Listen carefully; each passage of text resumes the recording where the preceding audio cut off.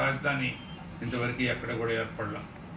మొట్టమొదటిగా చరిత్రకు శ్రీకారం చుట్టి చారిత్రాత్మకమైనటువంటి వాస్తవాన్ని ఈ రోజున మరలా ప్రజల ముందు ఉంచడానికి ప్రయత్నించే నాయకత్వం ఈ రోజున కూటమి నాయకత్వం.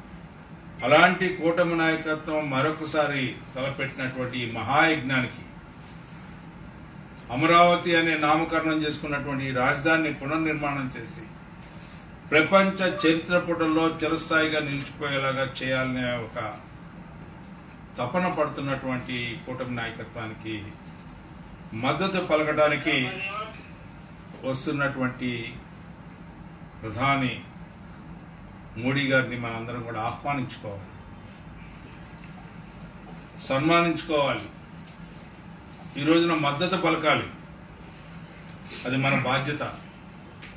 ఎందుకంటే మనందరం కూడా నీ నా అనేది లేకుండా, వర్గతత్వం లేకుండా, మతతత్వం లేకుండా